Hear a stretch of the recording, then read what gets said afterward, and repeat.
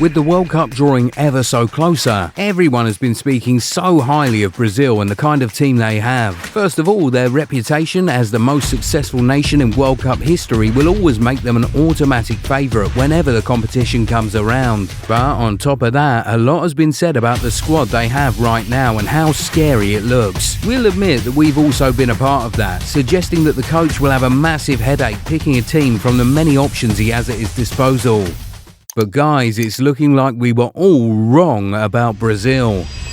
Hey Goal 90 family, what's good? The World Cup season is here and you already know the vibes on this channel. So for everyone who's been rocking with us, Goal 90 Shop has World Cup jerseys for the whole squad. Men, women and kids. Whatever country you're repping, we've got ya. Home kits, away kits, clean classics and the loud ones. Instant match day energy. And it's love from us. Free shipping worldwide. Grab yours now and let's run this tournament together. The friendly game against France on Thursday really brought a lot into perspective. That game was supposed to be a battle of two heavyweights, but it really didn't look like it for most of the game. First of all, after everything that had been said about the Brazil squad over the past 1 year, the starting lineup was rather disappointing.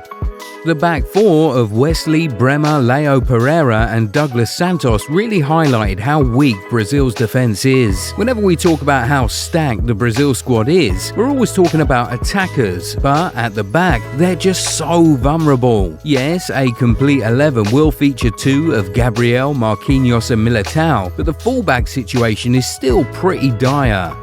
And the truth is that the midfield is not much better either. Ancelotti decided to go with a 4-4-2 setup, which meant that two attackers played in the midfield with just Casemiro and Andre Santos as the holding midfielders. This setup made Brazil look even more exposed, which was why we mostly saw them get dominated by France in the midfield. They did look slightly better after the coach switched to 4-3-3 in the second half, but they still looked nothing close to what we expected of this star-studded team. They were not nearly as scary nor as dominant as everyone expected them to look. I mean, yes, they were up against a very tough opponent in France, perhaps the best national team in the world right now, so it was never going to be easy, but at the very least it should have looked like a contest between equals. Well, the reality was that, for the most part, it genuinely didn't. I mean, France even went a man down just 10 minutes into the second half, and one would have expected Brazil to run riot after that. Instead, France went and doubled their lead just 10 minutes after. The game would end 2-1 in favour of France, but even the goals that were scored showed a gulf of difference in quality. France scored 2 goals from a combination of beautiful through passes and a deft-dinked finish from their attackers, while Brazil, famed for playing beautiful football, saw their only goal come from their centre-back getting at the end of a scrappy set piece.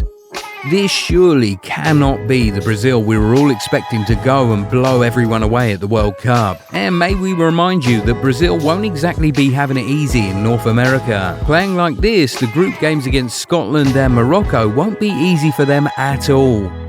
And to be fair, we should have seen the signs of this when they finished 5th out of 10 teams in the CONMEBOL qualifications. If not for the extended format, a 5th place finish would have meant that Brazil wouldn't have got an automatic qualification for the World Cup. Can you just imagine that? But what could be the problem? Brazil obviously have the big names, the history, the mentality. Why is that not translating to effective and entertaining performances on the pitch? Well, first of all, we have to raise the question, was Carlo Ancelotti really the right coach for the Brazil national team? It's obvious that Brazil went to him out of desperation, and with his reputation in Europe as something of a knockout specialist, you can understand why he was hired to lead the team to the World Cup.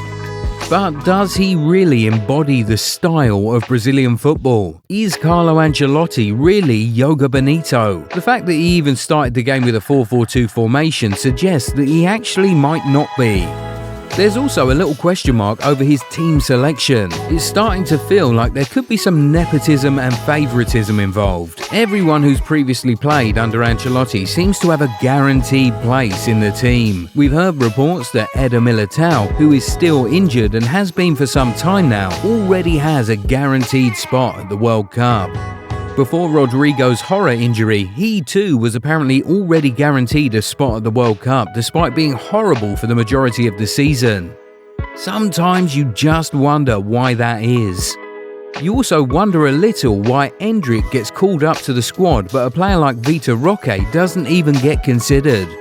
Another massive problem is that the top players we always talk about that make the squad look so scary always look very different when they don the Brazil shirt. Vini, Raphinha and Casemiro are all world-class players by any metric, but the moment they feature for Brazil they seem so ordinary, like they can't make anything happen. Casemiro was even the one at fault for France's first goal in the friendly. And then you have Vini, who's only scored just 8 goals in 47 national team appearances. A terrible return for a player of his caliber and quality. If these players are unable to turn up for their national team, then of what use is their big name and status? And then this brings us to the elephant in the room, Neymar. Ancelotti's stubbornness about him seems to be doing the team more harm than good. He's the country's biggest star, the nation's all-time top scorer, the most experienced player in that squad, and the one person who has proven that he can always make something happen out of absolutely nothing. Yes, there can be questions about his fitness, but even a half-fit Neymar gives you more than most of the attackers and midfielders currently in the squad. And the thing is that his mere presence in the team can put the fear of God in the opponents, while also making his own teammates a lot better. And don't forget that we're also talking about a player who can play in about 5 different positions on the pitch. His versatility makes him a manager's delight, and also makes him very unpredictable and hard to stop for the opponents. He's also a leader in the dressing room. He knows what it feels like to carry Brazil all the way to the semi-finals of the World Cup. No other player in that squad can say that. Experience like this can be very valuable, whether on the pitch or even just in the dressing room. It only makes sense to take him.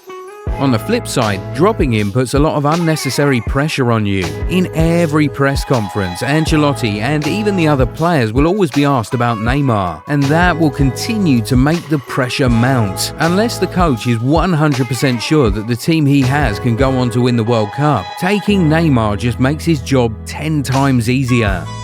In fact, we'll admit that Neymar's absence from that Brazil squad that lost to France is half the reason we're making this video. As a coach, if you're going to make a massive decision like that, make sure your tactics and setup are 100% foolproof. Because if it goes wrong, you can't be surprised when everyone comes for you over that decision. In summary, what we saw from Brazil against France was very underwhelming, and it's making us feel like we were probably wrong about them this entire time. Football is not won on paper, so maybe we should start looking beyond the big names and actually start looking at how they play for Brazil, how they're coached, and if they actually create a balanced team. If they really want to end their World Cup drought this year, or even just go far enough at the tournament, the Seleção must really return to the drawing board, because what we saw from them against France just won't fly at the World Cup.